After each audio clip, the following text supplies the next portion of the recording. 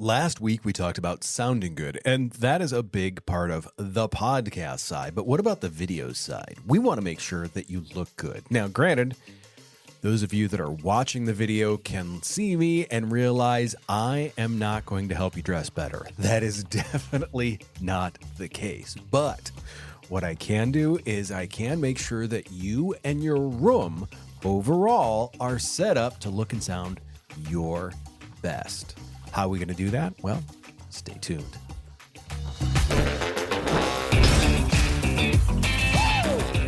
Thank you for coming along again this week. I am back in the studio.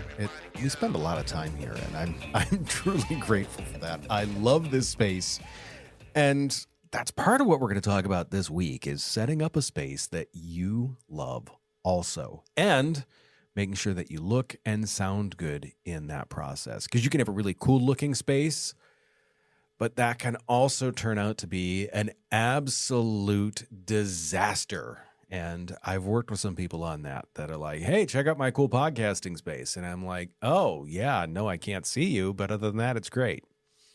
That being said, we're going to start with the audio portion of this. Now, I know last week's episode was all about making sure that you sound your best. But as we're setting up the room, a lot of this is video. I want you to keep a couple of things in mind for audio. If you haven't listened to that episode, go back. It's last week's episode on sounding your best. You've perfected your microphone technique and you've started to kind of control that recording environment. Make sure there's nothing loud, no fans, no HVAC, dogs not barking, things of that nature. Remember, the best microphone in the world, if you've got garbage around you and garbage noise around you, it's going to pick up all those noises. And we want to make sure that you're not doing that. Now, the problem is too many people think it's just about taking those cheap foam pieces and plastering those all over the walls. As you can see, like in here, that's not foam behind me, but yet we still sound pretty good in here. There's some foam on the wall over there. And if you look in the studio here too, those of you that have seen some of the shots that I occasionally post on Instagram, that back wall is glass. That is a hard surface. Sound's going to bounce off of that. So why don't you hear a ton of echo in here? It's about making practical choices in what you're doing. Now, a lot of people, they put foam behind them because they're like, hey, I want this to represent a really cool studio. That's fine. But the foam behind you doesn't serve as much of a purpose because what you're trying to eliminate is your voice from bouncing off something in front of you and then coming back. So that's why we make sure that most of the room where we can control things, it's dead. So that way stuff like the table isn't reflecting a lot of sound. The curtains, like on this wall right behind me here, those aren't reflecting much sound. Those are absorbing that sound and making sure it's not bouncing around. Once again, these curtains that are behind me, that is a sound choice that also is a visual choice because there's the two sections that are right behind me here. You've got the stone section over here. You've got the curtain section over here. Once again, those are visual, but it's also intentional with the sound. The curtain section is first off there's a corner right here. The nice thing about it is you can't see it and you can't hear the fact that a corner is there because we've got the curtains up to dampen that. So be intentional about where you're putting stuff. Some of the foam squares, they can look kind of cool. You can get the color of your brand and stuff like that, but realize the stuff behind you, that's not as soundproofing, that's not as sound deadening as all the stuff that is out in front of you. So keep that in mind. Additionally, use a laptop that's not going to have a fan running. I mean, the computers that we use in the studio here, specifically, they have quiet fans and they're all the way across the room. We don't want to be hearing that through the recording. The other thing that I want to say is choose a solid heavy desk. We made this table here. Now, if I bang on it, you can hear it, but it's solid, it's heavy. Flimsy furniture doesn't work as well in the studios for a couple of reasons. First off, if you hit it, it's going to resonate those frequencies and it's going to be louder.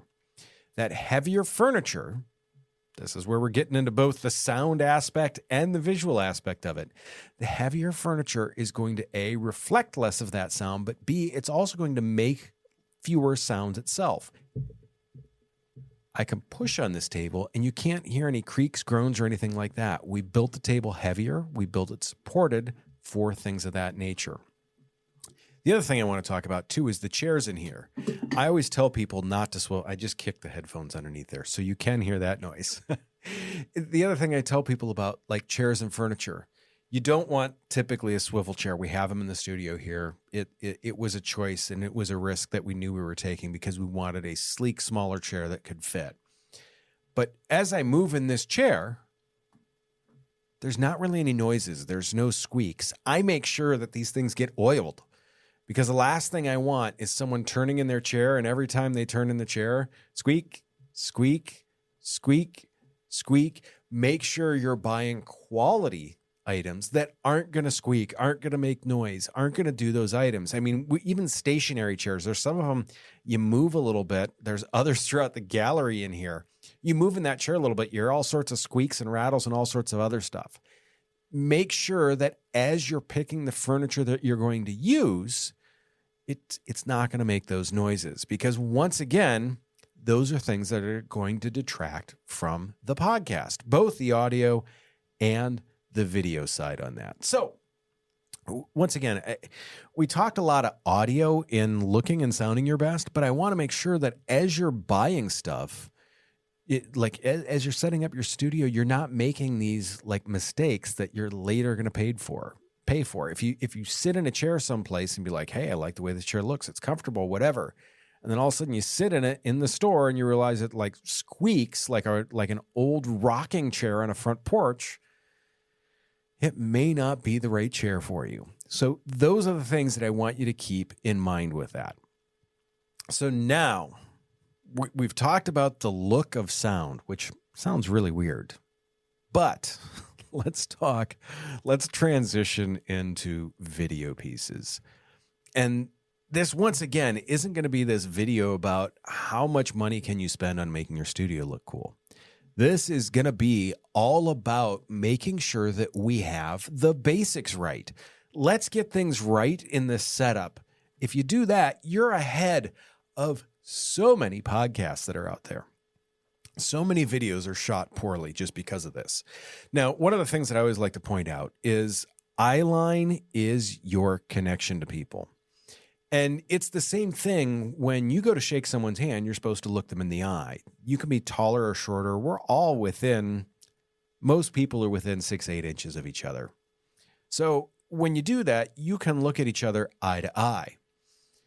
The cameras in this room are specifically at pretty much eyeline height. Obviously, it varies from person to person, but we've taken an average and we have the cameras right at eyeline height. So like when I point at this, you can see it's right at that eye line. And I'm checking the monitor over here while I do that. So you can see we're right at that eye line height. What happens is so many people, like the laptop that I have right here in front of me, I'm looking down, the camera's right up here that you can see. I'm looking down on this. That can feel condescending. That can feel overbearing, especially so many people bring their laptops so close to them. You have this very overbearing and well, dare I say, condescending appearance when you do that. It can be off-putting. It can be intimidating. It can make videos difficult to watch. For me, like I said, when the camera is set on that eye line, that makes a huge difference. It's funny. We're going to go back to Tom Cruise as a shorter actor. Cameras come down for him, so it's shot on his eye line. So no matter what, you think Tom Cruise is the same height as you. He's probably not. He's shorter than the average person, so there's a good chance you're taller than he is. But you never notice that because the camera is brought down to that eye line. Now, on the flip side of that, I get some people that will put their webcam up on a shelf up above. And what does that do? It has the exact opposite effect. Now, suddenly, your audience is looking down on you. Well, that's not a good look either. You're supposed to be communicating directly with people. You're supposed to be connecting with people. You shouldn't look diminutive. People shouldn't be looking down on you as you do this. It should be this direct eye line, this direct eye-to-eye connection. If that is what's going to create that peer-to-peer connection that we talk about all the time, where it's building. Once again, if someone's extremely tall or extremely short, you tend to have an attitude about that in terms of of dominance or that diminutive thing. So keep that in mind when you're setting up your camera. But put it on the eye line. I know a lot of them just clip to the top of the computer. The thing that I always tell people, if you have a laptop and you're just using that, go find those dictionaries that you bought 20 years ago that are just now collecting dust and bring that laptop screen up. Set those dictionaries underneath that keyboard so that way you can get that laptop, that camera in your laptop. We know right where it's at. We see it staring at us all the time. Bring that up to your eye level height. You will be amazed at how differently you are perceived. Do me a favor, just try it in the next Zoom meeting or Teams meeting or whatever meeting you're in. Just take an extra minute or two to bring that webcam up just a little bit so it's up to your eye line. It's going to make a huge difference. The next piece that I want to go into with this is floating head syndrome. So now we've got the camera at the right height. Let's make sure it's pointed up and down correctly. I get in so many cases where people just are not taking up enough of the frame. I always like to talk, you'll see this large gap up above them. You'll see where people like where my hand is here, their head will be from here down to here, and the rest of that frame is empty. Don't be that person. This is about you. You're the one doing the talking. You should be on display. People should be able to see you, not a bunch of empty space above you. In photography, videography, all these other things, if you look, there's something called the rule of thirds. It doesn't matter if it's in a video, doesn't matter if it's in a movie, doesn't matter if it's in just a regular old photo. What I want you to do is I want you to divide your screen into thirds. So it'll be about here and probably about here. Your eyes should be just at or just above that third, the top line in that. What we're doing is we're making sure that you're filling that frame and that it is about you and that you're in this spot that is comfortable for people. Because what's interesting is when people look you in the eye, they can see typically from here to here and from here to here. They're not seeing a huge space above you. So make it how their eye is naturally going to see you. That once again, you can see for me, there's not much room above my head here. I look at the monitor over there so I can see how much room I've got here. There's not much. And that's good. I am filling up the frame because once again, this is about me talking. This is making you the dominant, most important piece of the shot. It's that sense of presence that you get from it because once again, you are filling up the frame, not the background, not a bunch of empty space, not the cat walking in the back or anything like that. It's you. It's about you talking. You should fill that frame.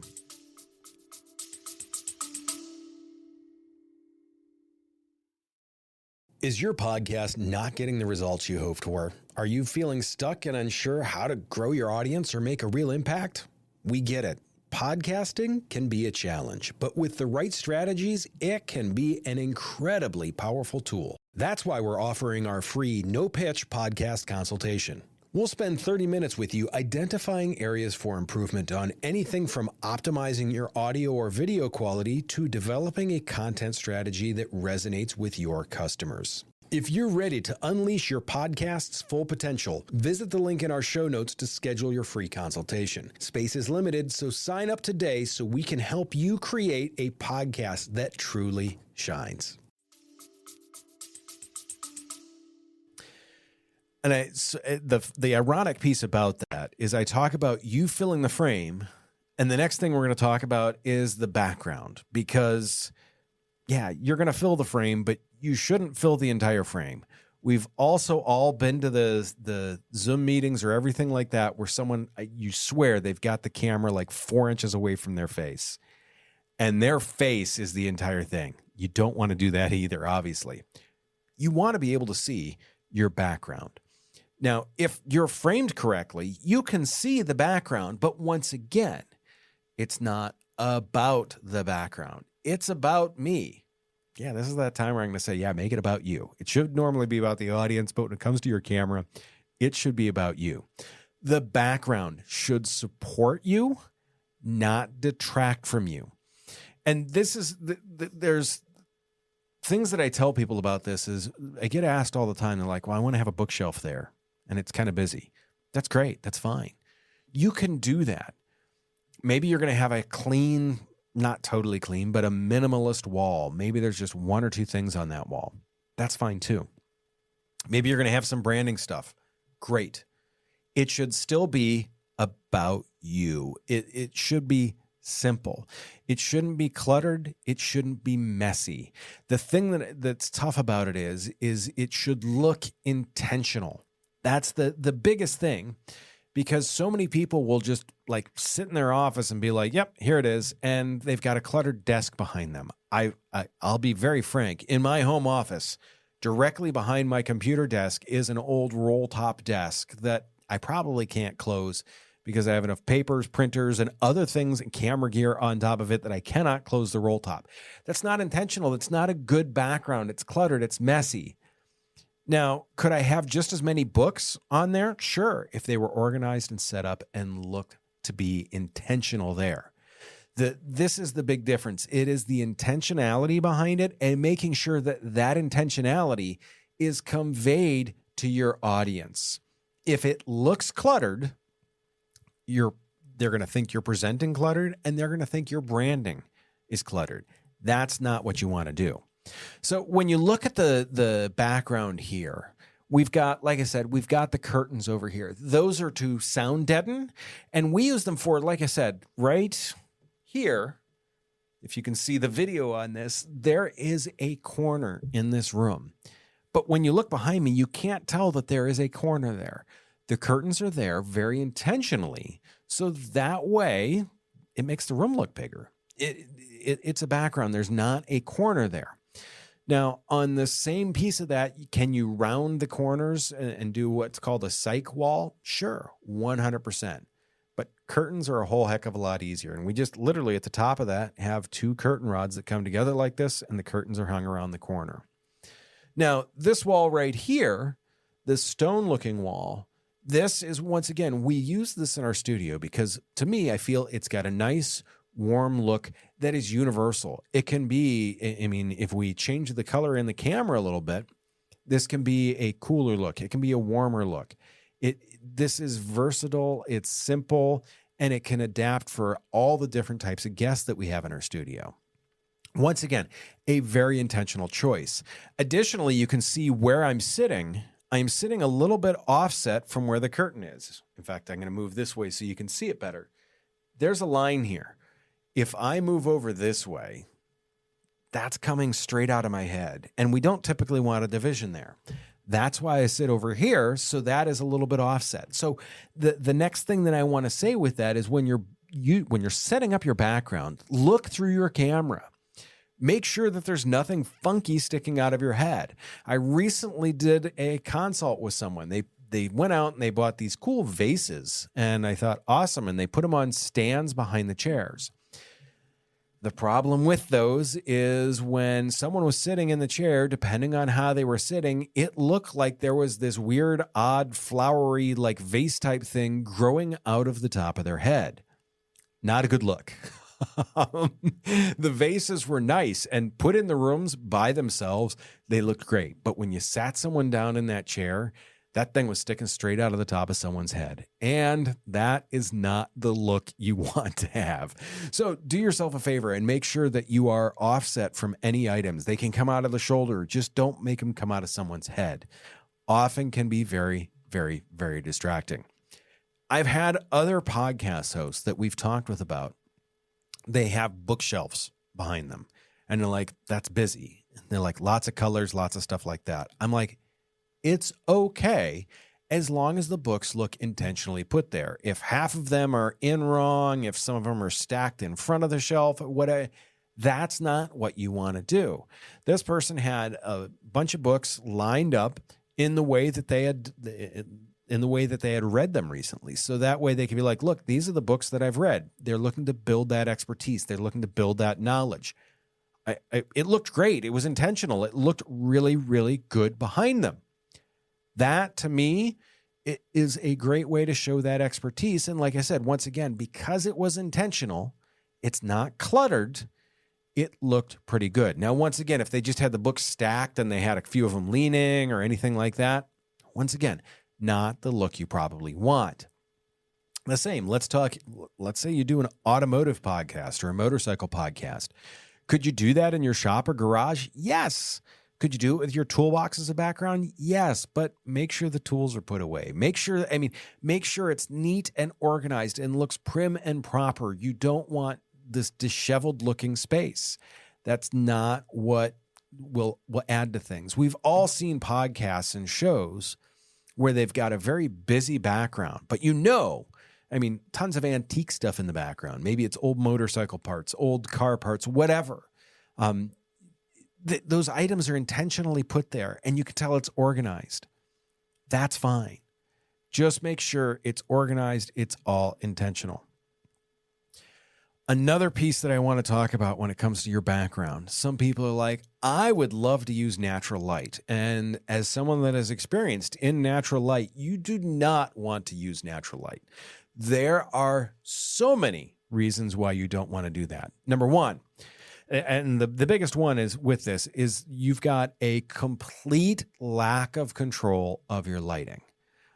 Cloudy days, 1 minute it's bright, 1 minute it's dark, 1 minute it's bright, 1 minute it's half dark. The next minute it's full bright, the next minute, maybe kind of, you get what I'm saying.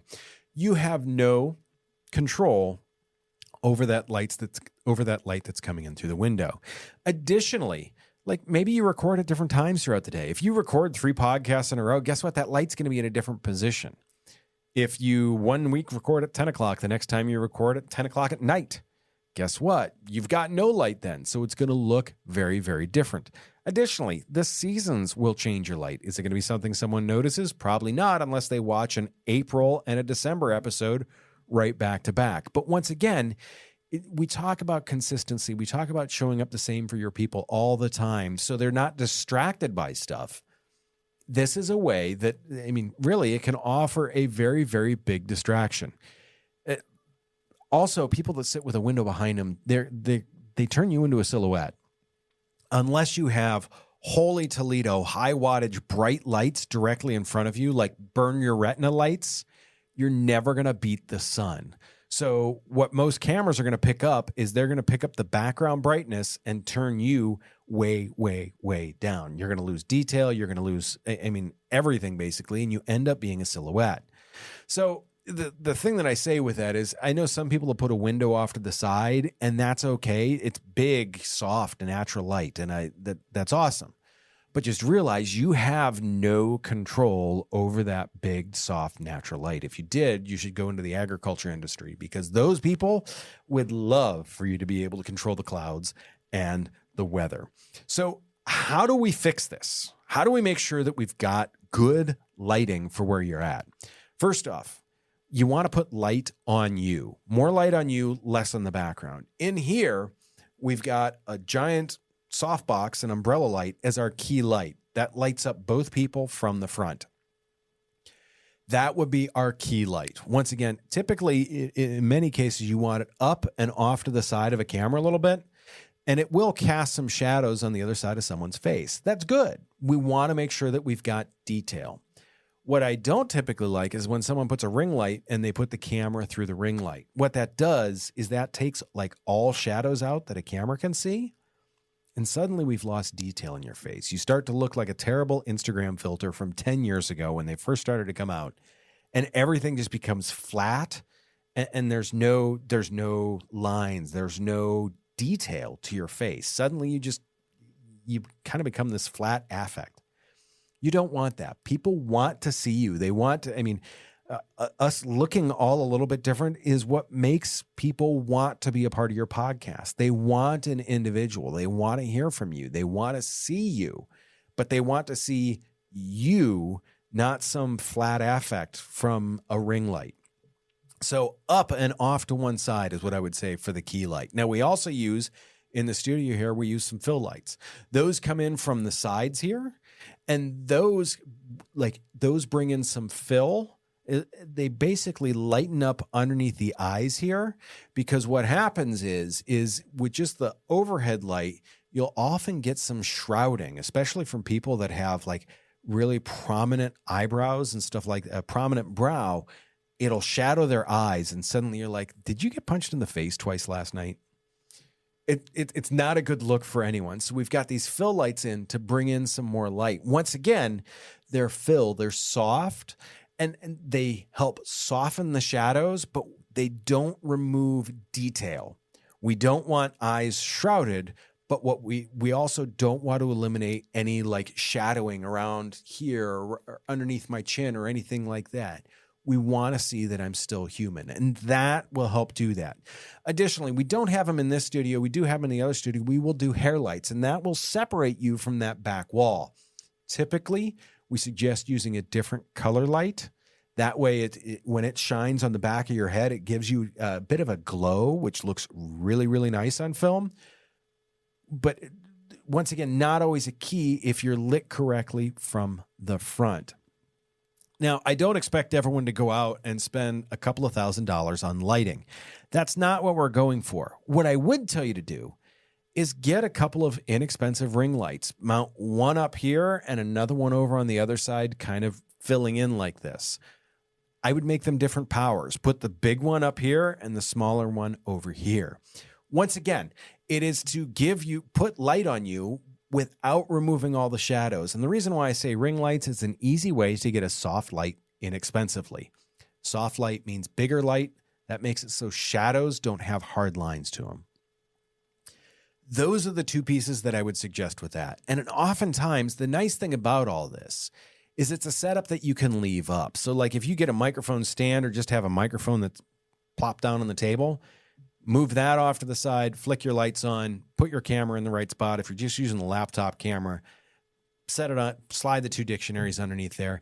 And in minutes, you are set up to look good rather than just showing up on your laptop camera with a window behind you and a crappy sounding mic. Once again, it's spend an hour on this initial setup, and now you've got something that in a minute or so you can have set up that is going to make you look, and if you've done the rest of this stuff right, sound your best. That's really what this is all about. We want to make sure that you are looking and sounding your best. So to wrap this up today, what are a few things we need to look at? First off, control your audio. Make sure that you're eliminating hidden noises. Make sure that you're looking around your room as you're getting furniture. Buy something that's heavy, buy something that's quality, and buy something that's not going to squeak. Control your video. We're looking at camera height, camera direction. You want to fill the frame and make sure, I believe I said, put it on the eyeline about 15 times. If I hadn't, there's 15 then. This really, to me, those two things, those are the keys that are going to separate you from the very base level people to that next level person on that. If you want to keep learning about stuff like this, I would love to have you along for the ride. Go to www.pedalstomperproductions.com. There is an option there to sign up for our newsletter. Would love to do that. You will get tips sent directly to your inbox. You're not spammed. You will get tips. We make sure we send you actionable stuff. Additionally, if you have questions on your own podcast, I would love to give you feedback on your own show. We make sure that we talk about what you're doing right, what you're doing wrong, and that you get actionable steps to get better. We call it our 30-minute no-pitch podcast consultation. There is zero pitch in this. I am here to help you. Success is a shared thing, is our core value as a company. If you can become a better podcaster, Well, we know that is just better for the industry as a whole. That all being said, do those two things. I really appreciate you listening this week. If you're willing, give us a review, subscribe, do any one of those things. I would greatly appreciate it. As always, take care of yourself if you can. Take care of someone else too. And I will see you very, very soon.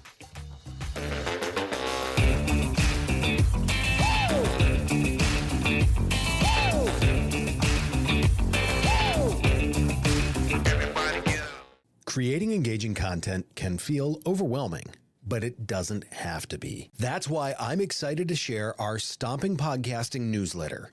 You'll get actionable insights and expert tips straight to your inbox. These are to help you maximize your video marketing and podcasting return on investment. Head over to the show notes and click the link to subscribe to our free newsletter. Don't miss out on this opportunity to become a video marketing and podcasting pro.